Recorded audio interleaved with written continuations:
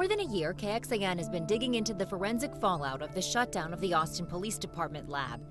Today, Travis County commissioners got an update on the review of hundreds of criminal cases that closure left in limbo. We first told you how a state audit revealed analysts' work at the lab might not hold up in court. And they might have contaminated evidence due to a lack of basic forensic knowledge. Tonight, our Sally Hernandez speaks exclusively with the woman whose case blew this investigation open. It's been a very, very hard journey. She doesn't want us to show you her face or use her real name. We'll use the same pseudonym police gave her in the case file, Amy Smith, a shadow of a woman left feeling she didn't matter to the justice system. I feel like they disregarded me as a person, as a human being. In October 2008, Amy, an engineer major at the University of Texas, was partying with friends on 6th Street. As the bars closed around 2 a.m., Amy says she walked to get a cab nearby when a man forced her into his vehicle and drove to a hotel off of I-35 and raped her. I remember thinking I didn't know if I was going to live. When it was over, Amy says he told her to get back in the car and drove off. At a red light, Amy saw her chance. And I jumped out of the car and I ran as fast as I could and I hid. I tried to flag anybody down, and I remember jumping in front of cars. A stranger drove her to the hospital for a rape exam and a rape report. She described her attacker to police as a black man with shoulder-length dreadlocks, driving a white late-model Dodge Charger or Chrysler 300. Police put out an alert and found a vehicle matching the description at this hotel. The vehicle was connected to a Hispanic man, not the man Amy described at all. But it was enough for investigators to get his DNA, just to make sure. All the evidence was then sent to the Austin Police Department DNA lab for analysis. And what happened next would turn this case upside down. At the lab, the analyst said she found Amy's DNA on the Hispanic man.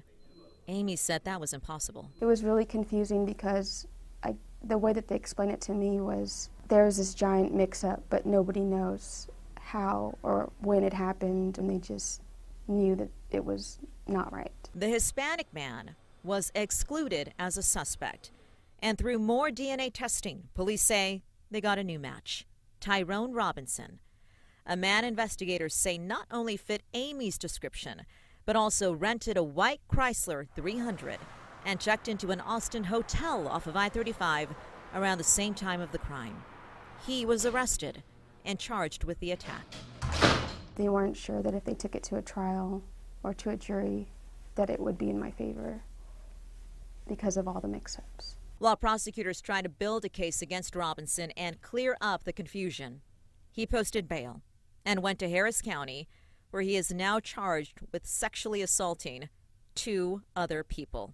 That's when Travis County District Attorney Margaret Moore and her team made a decision and let Harris County take the charge. Well, you've got to look at the best case you've got pending, whether it's in this county or another. Do you think that you didn't have the best case in Travis County because of the DNA mix-up in the beginning of the Robinson case?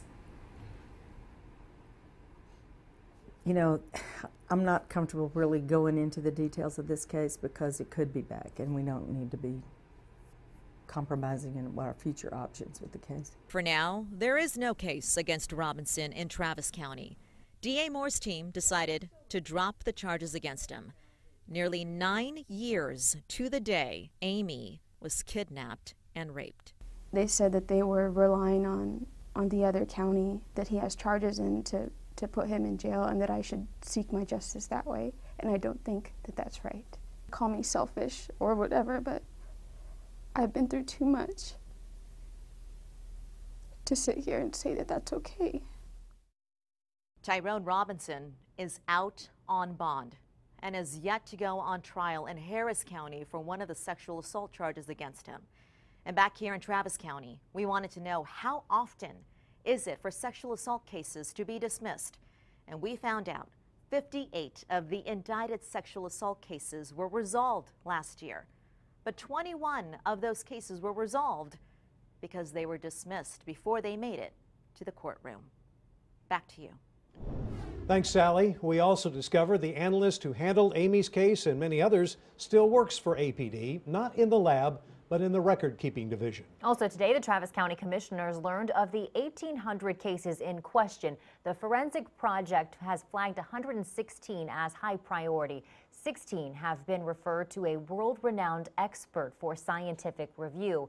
So far, half of those show APD's lab results were wrong and could lead to actual innocence, a new trial, or more testing. We will stay on top of the developments in that review. To catch up on our coverage, we have an interactive timeline of this forensic fallout on this story in the investigative section of KXAN.com right now.